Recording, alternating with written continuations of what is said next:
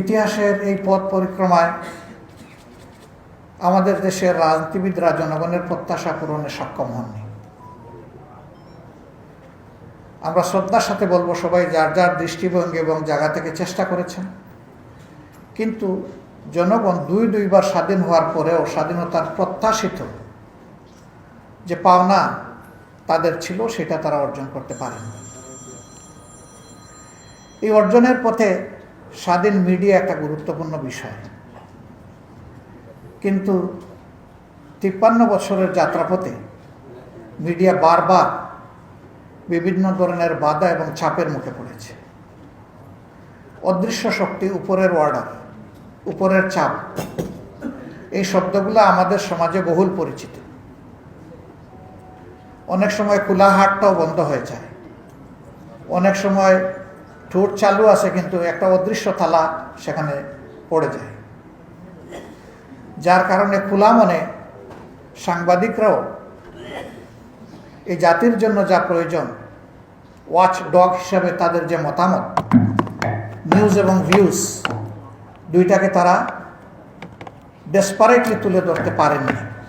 বারবার বাধা এসেছে। অনেক ব্যাপারে আমরা কনসার্ন নিয়ে তাদের সাথে শেয়ার করেছি, ওই কথাগুলোই তারা আমাদেরকে বিভিন্ন সময় বলেছে। এটা খুবই দুঃখজনক। অথচ সকল সরকারই একটা কথা বলেছে যে আমাদের দেশে সাংবাদিকতার জগৎ স্বাধীন। এটা ছিল বাইরের ঘোষণা, ভিতরের চিত্র আপনারা আমার চেয়ে ভালো জানেন। আমরা এই ধরনের একটা ভয়ের সংস্কৃতি যেখানে লেগে থাকে, সেই সংস্কৃতিতে একটা দেশ স্বাচ্ছন্দ্যে সামনে এগিয়ে যাবে আর তার জনগণকে স্বস্তি দিবে, এটা অসম্ভব ব্যাপার বলে মনে করি। 3টা জায়গা সমাজের পরিচ্ছন্ন থাকতেই হবে। প্রথম জায়গাটা হচ্ছে লেজিসলেটিভ ওয়ার্ল্ড, যেটা আমাদের আমাদের পার্লামেন্ট।